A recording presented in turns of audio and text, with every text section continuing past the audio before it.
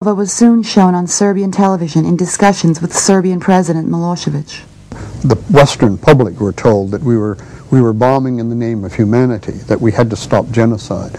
But after the Serb army pulled out of Kosovo and the forensic teams were the first to rush in, there have been very few bodies found. We'll never know how many people were killed, but the figures that NATO announced were highly exaggerated. Instead of 100,000 dead or missing, after more than a year of digging later, the War Crimes Tribunal found 2,108 bodies, which included combatants and Serbs as well as Kosovo Albanians. Moreover, the total missing, according to the International Committee of the Red Cross, is 3,368, a number which includes all ethnic groups in Kosovo. NATO's intervention ended in June with Kosovo under nominal control of the UN, terms that the Serbs had been willing to give them before the brutal bombing campaign began. The United States was looking to punish Yugoslavia, was looking, I believe, to complete the process of wresting Kosovo away. And in the final essence, 79 days later, they weren't quite able to achieve that objective because Yugoslavia put up too much resistance and there was enough diplomatic support for Yugoslavia among the Russians and Chinese that so far they have been able to obstruct the formal secession of Kosovo from Yugoslavia. Almost a year after the bombing, Newsweek magazine obtained a secret report the U.S. Department of Defense had commissioned, which showed that the number of Yugoslav tanks and artillery destroyed by NATO was only a tiny fraction of the stated claims. Instead of 120 tanks destroyed, there were only 14. Instead of 450 artillery pieces destroyed, there were only 20. Newsweek reporters John Barry and Evan Thomas stated that NATO had been, quote, terror bombing civilians. Air power, they noted, was effective in the Kosovo War not against military targets, but against civilian ones. When the war concluded, Serbian units were compelled to leave Kosovo, but the Pentagon permitted armed units of the KLA to enter. There is little doubt that the Pentagon knew that this decision would enable the KLA to attack Serbs and Kosovo's other ethnic minorities. Pentagon briefers sought to prepare public opinion for new atrocities ahead. I don't think that Kosovo is going to be a very happy place for Serbs when NATO comes in. I don't think Serbs will want to stay there. I mean, I fled with Serbian refugees out of Pristina, so I know the terror that they felt. I was on a bus that ran the gauntlet of jeering Albanians. There was 700 or 800 of them that stoned the bus in full view of the British troops who made no attempt to intervene whatsoever. Under pressure from NATO, the UN administrator for Kosovo, Bernard Kouchner, appointed General Agim Ceku, who served as chief of staff of the KLA, to be head of the Kosovo Protection Corps. Ceku had been identified by senior Canadian military officials as a war criminal for his role in massacres in Croatia.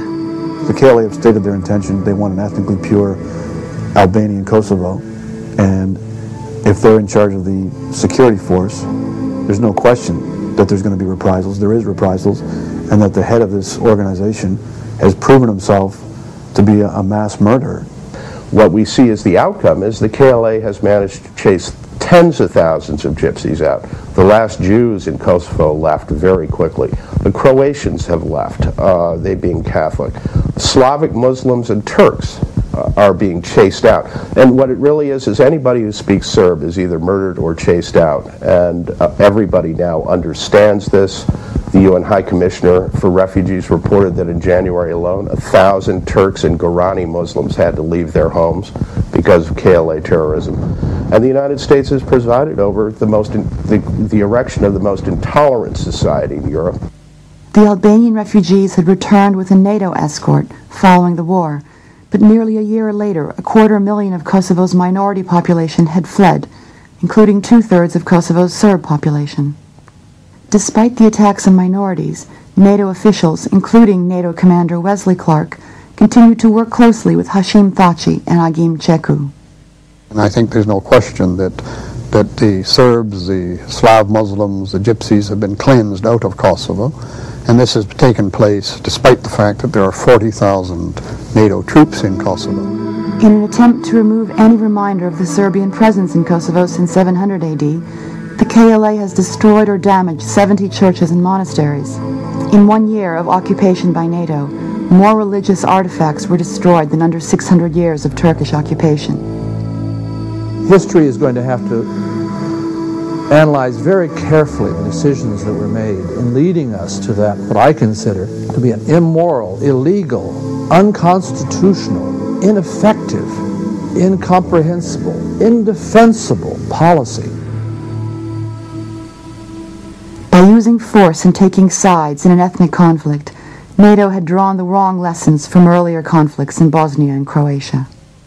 If the Europeans and the Americans et al., the United Nations, had not intervened in Yugoslavia, there would have been far fewer people killed, there would have been far less ethnic cleansing, there would have been some extremely unhappy and dissatisfied people who felt that they had been done out of their country or their livelihood or whatever it might be. But there were going to be a very large number of dissatisfied and unhappy people at the end of all this.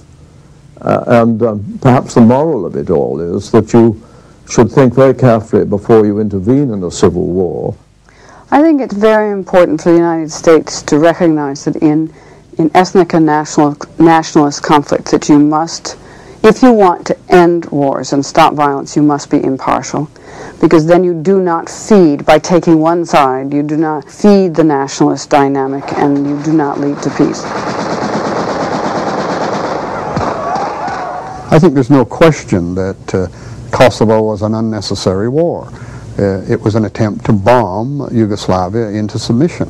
And I think that's what should be of concern to all people of the world these days, that we have the United States as a very powerful military force that no longer sees diplomacy and negotiation as worth their while. By the late 1980s, ethnic unrest in Kosovo had already set the stage for the breakup of Yugoslavia. For Serbs who first inhabited the area in the 7th century AD, Kosovo was the cradle of their civilization, their Jerusalem, and home to their most revered monasteries. A bit of history, unfortunately, is required here. The Albanians pushed Serbs out in the 19th century. The Serbs started pushing Albanians out around 1904. The Albanians surged back in World War II under Italian protection and pushed Serbs out.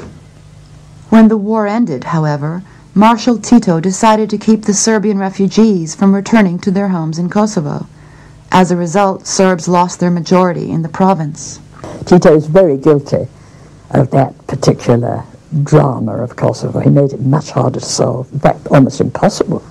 To keep a restive Albanian population within the Yugoslav Federation, Tito's 1974 constitution gave Kosovo autonomy as a province of Serbia. However, the autonomy was badly abused by Tito's Albanian communist cadres, who permitted a campaign of violence to drive out the remaining Serbian population. Life was made extremely difficult for the Serb minority, and it was here that the Kosovos began to push to have a pure, all Albanian, meaning racially pure, a Kosovo in the areas where there were very few Serbs anyhow. They were pushing them out, and the Serbs used the word that it was ethnic cleansing, and that's what it was. Homes of Serbs were appropriated by Albanians. Orthodox Christian cemeteries and monasteries were desecrated. By the late 1980s, the Serbian population of Kosovo had gone from 50% at the start of World War II to just 10%.